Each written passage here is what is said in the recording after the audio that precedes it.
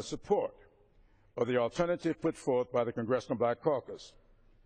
Put simply, the Republican budget is bad for seniors, bad for young people, and bad for America's economic future. It may be a path to prosperity for the investor class in our society, but it's a path to permanent struggle for America's working families.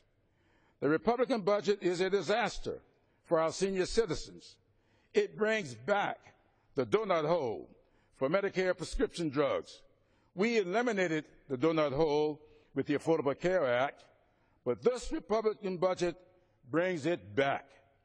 The Republican budget ends the Medicare guarantee of earned benefits and replaces it with a risky voucher scheme.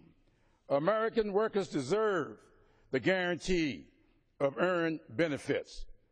This Republican budget slashes $732 billion from Medicaid.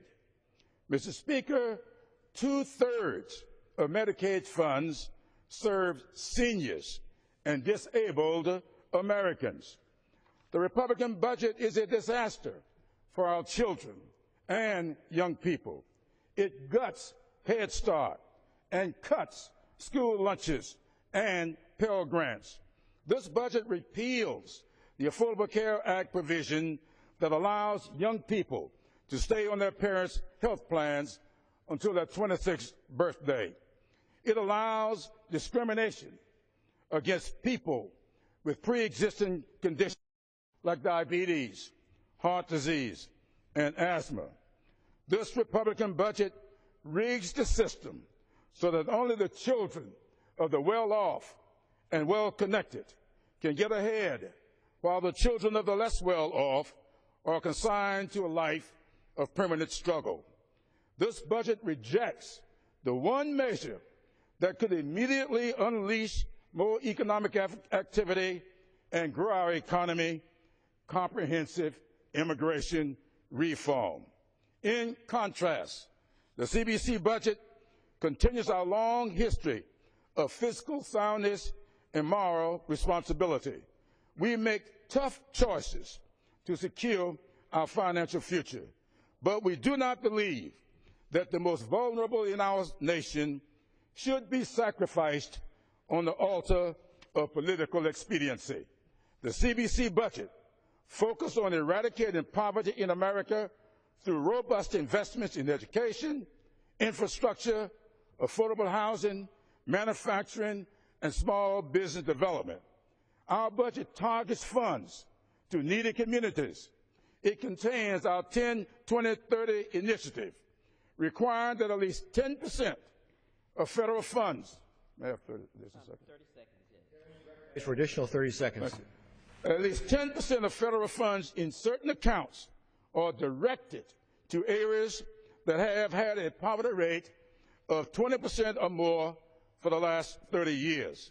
Mr. Speaker, our budgets should reflect our nation's values and establish what kind of future we want for our citizens.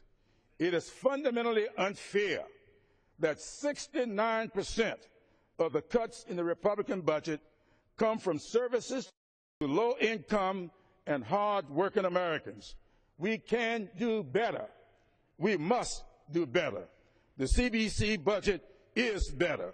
We should support it and reject the Republican budget. I'll yield back. Time of the gentleman has expired. The gentleman from California.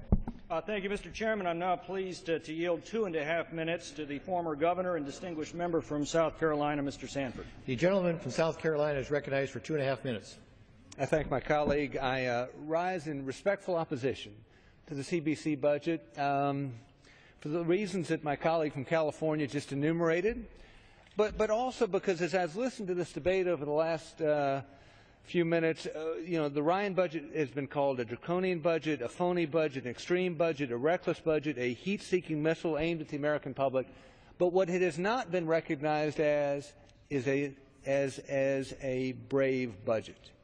And I say that because it gets at what no other budget in this process gets at, which is entitlement spending. The President's budget doesn't, the CBC budget doesn't, the Democratic alternative doesn't, the progressive budget doesn't. It's only this budget that really begins to address the elephant in the room. So is it perfect? No. Will I vote against some of the authorization or appropriation bills that come along in its wake? I suspect yes. But it's been said that a journey of 1,000 miles begins with that first step, and to the credit of the Ryan, the Republican budget, it begins that first step at addressing entitlement reform in a way that has not been the case. Because to do nothing would indeed be to launch a heat-seeking missile into the pocketbook, the wallet, the purse of every American as we wait for the day of reckoning to occur, which is 2025.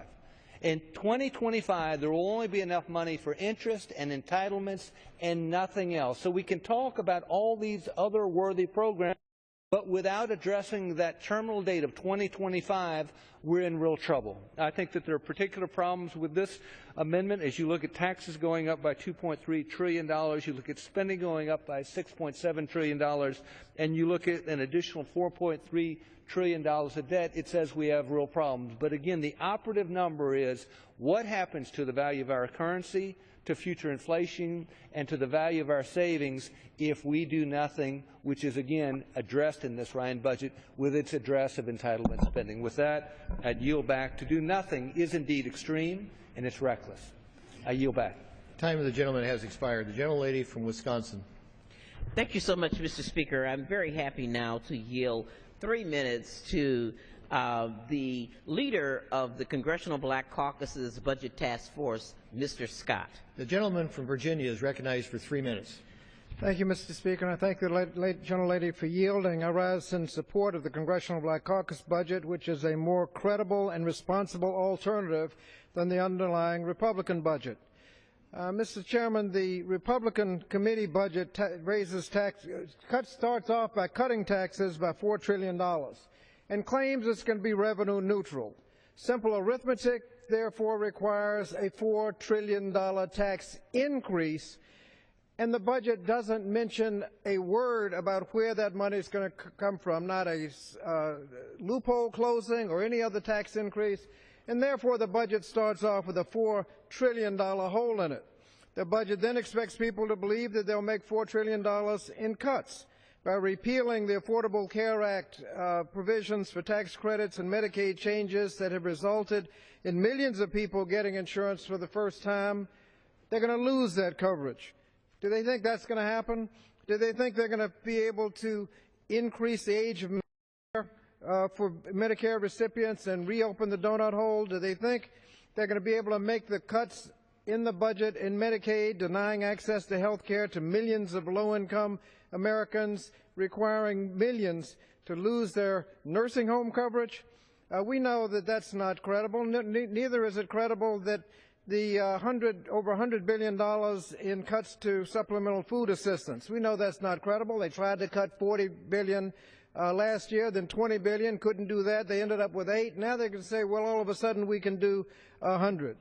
The budget fails to say where the other cuts are going to come from, and whether it's going to come from education or job training or research or transportation or other. You have unspecified cuts, and to the extent that they're unspecified, that $4 trillion isn't going to happen. And so they have a $4 trillion hole in revenues, they have a $4 trillion hole in spending cuts, $8 trillion hole in their budget. Now, you can talk about it being balanced, but until you come up with the specifics of where that $8 trillion is going to come from, it's just not a serious budget. In stark contrast, the Congressional Black Caucus budget puts numbers on the page. We show our math. We show not only that we can raise $2 trillion in revenues, we show where it can come from by laying out over $4 trillion in options, specifics, not $4 trillion unspecified, but $4 trillion specified, $2 trillion needed to make the budget. We eliminate sequestration. We propose a $500 billion jobs package that will end the recession by putting millions back to work, and approximately $400 billion for poverty, for an anti-poverty initiative that will restore cuts to the social safety net and enable people to get job training and education to make them able to work their way out of poverty.